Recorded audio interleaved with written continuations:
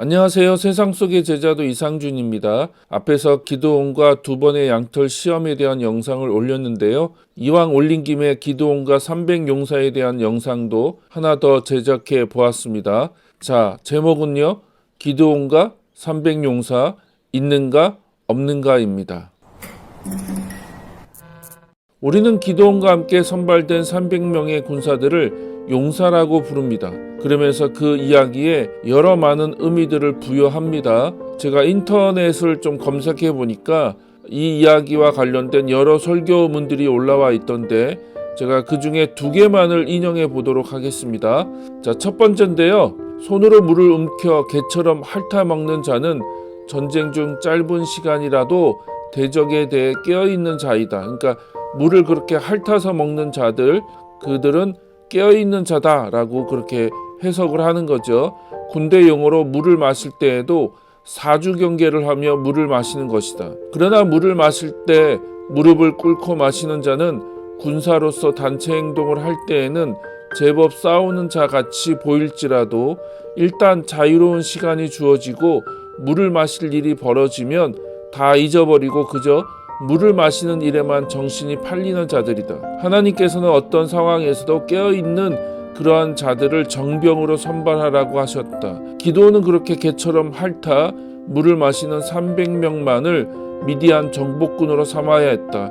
자, 두 번째 설교문인데 두 번째 설교문에도 비슷하게 그렇게 해석을 합니다. 자, 첫째, 이들은 사명감이 투철한 사람들이었다. 그러니까 그렇게 물을 개처럼 핥아먹는 사람들을 사명감이 투철한 사람이었다고 그렇게 해석하는 겁니다. 무릎을 꿇고 물을 마신 자들은 물을 마시는 순간 모든 것을 잃어버렸습니다. 물을 마셔야 한다는 생각밖에 하지 못했습니다. 그러나 300명의 용사들은 또 다른 것을 생각했습니다. 그들은 한순간도 그들이 이스라엘을 미디안의 손에서 구원해야 한다는 사명을 잊지 않았다는 거죠. 그러니까 사명감에 투철한 사람들이었다라고 그렇게 지금 해석하는 거고요.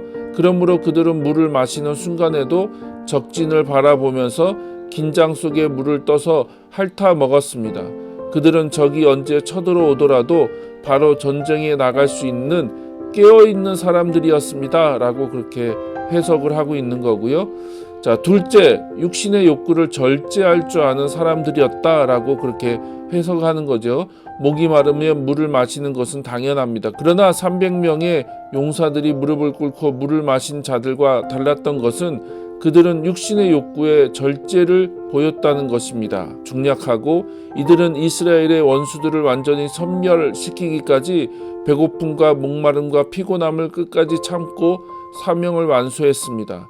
이들의 절제력과 투철한 사명감이 놀랍기만 합니다. 이처럼 전쟁을 치를 때 가장 중요한 것 중에 하나는 절제력입니다 라고 하면서 이들이 매우 절제력이 높았던 사람들이라고 이렇게 해석하고 있는 거죠. 자, 그럼 앞에서 살펴본 것처럼 이 300명의 사람들이 정말 사명감이 투철하고 준비되고 헌신된 300명의 용사이었을까요? 마치 영화 300에 나온 스파르타의 용사들과 같이 일당 100, 일당 1000을 감당할 수 있는 멋진 근육과 복근을 가진 전사들이라고 할 수 있을까요? 우리가 잘 아는 대로 하나님은 가장 두려워서 떨리는 사람들은 돌아가라고 말씀하십니다. 그래서 군인 숫자를 32,000명에서 10,000명으로 거의 3분의 2를 줄이시죠. 나중에 사사기 6장에서 8장에 나오는 기드온의 이야기를 천천히 읽어보시면 아시겠지만 계속해서 두려움이라는 모티프가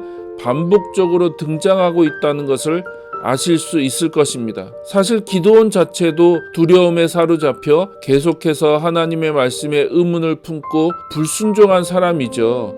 앞의 영상에서 나누었던 양털 시험이 가장 대표적인 사건이라는 것입니다. 그런 면에서 양털 시험은 긍정적으로 보기에는 어렵다는 사실을 앞의 영상에서 같이 나누었습니다. 하나님은 다시 그들을 물가로 데리고 가셔서 물을 마시게 합니다. 그리고 물을 마시는 방식을 통해서 최종적으로 300명으로 인원을 줄이시죠. 이 사건을 가지고 많은 목사님들이 여러 의미들을 부여하시는데 사실 중요한 것은 어떻게 물을 마시냐가 아닙니다. 그들이 어떤 방식으로 물을 마셨든 하나님은 적은 숫자를 선택하셨을 것입니다. 그러니까 머리를 쳐박고 물을 마신 사람이 300명이었다면 하나님은 그들을 선택하셨을 것이라는 것이죠. 왜냐하면 이것을 통해서 미디안과의 전투가 군대의 숫자나 무기, 인간의 능력에 달린 것이 아니라는 것을 보여주려는 의도가 그 안에 있었다는 것입니다. 이어지는 이야기를 간단히 살펴보면 이 사실이 명확해집니다. 7장 15절 이하를 보면 미디안 병사들의 꿈 이야기를 듣고 확신을 얻게 된 기드온은 자신의 진영으로 돌아와 담대하게 개전을 지시합니다. 그러면서 이렇게 외치죠. 일어나라, 주님께서 미디안의 진을 너희 손에 넘겨주셨다. 우리는 이 선언을 통해서 이 전쟁이 기드온의 전쟁이 아니라 야훼의 전쟁임을 알 수 있습니다. 그리고 기드온은 300명의 병사를 3개의 그룹으로 나누어 한 손에는 나팔을, 다른 한 손에는 횃불을 감춘 빈 항아리를 들게 합니다. 전투에 나서면서 무기가 아니라 나팔과 항아리, 횃불 등을 준비하는 것은 전혀 상식적이지 않다는 거죠. 하지만 야훼의 전쟁은 무기에 달려있는 것이 아닙니다. 이어서 기드온과 군사들은 어둠의 의지에 적진 근처까지 다가가서 보초가 교대하는 어수선한 틈을 타서 공격을 시작합니다. 방법은 간단합니다.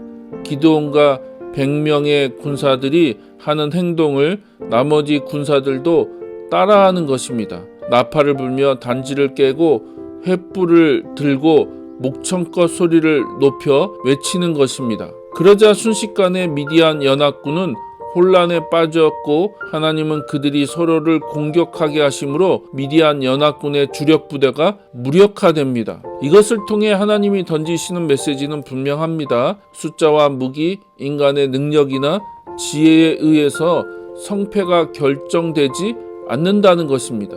하지만 우리는 쉽게 성경의 인물들을 영웅으로 만들어 버립니다. 기드온을 멋진 영웅으로 만들거나 그를 따랐던 300명의 군사들을 용사라고 부르며 마치 영화 300에서 나온 스파르타의 멋진 군인들과 같은 이미지를 심어주려고 합니다. 하지만 성경은 영화에 등장하는 주인공들처럼 멋진 영웅의 이야기가 아닙니다. 성경은 깨어지고 망가진 세상 속에 하나님의 나라와 그분의 뜻을 이루어가는 이야기로 그 주인공은 바로 하나님이시며 그 하나님을 경외하고 신뢰함으로 동역하는, 순종하는 인간의 이야기라는 것이죠. 더 나아가 사사기는 기드온이라는 인물을 통해서 사사라는 지도자들마저 시대를 분별하지 못하고 하나님을 알지 못하며 계속해서 의심하고 두려워하는 모습을 보여줌으로써 그들이 얼마나 깨어져 있고 망가져 있는지를 적나라하게 보여줍니다.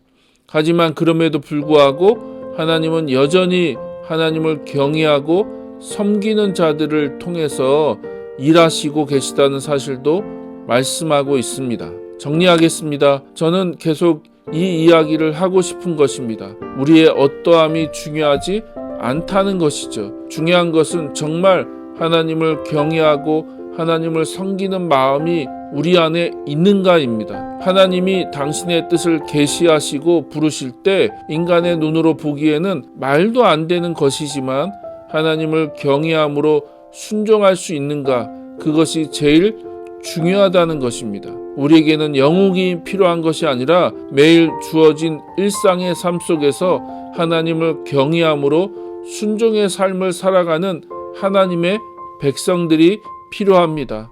오늘 영상은 여기까지입니다. 들어주셔서 감사합니다. 다시 좋은 영상으로 찾아뵙겠습니다. 감사합니다.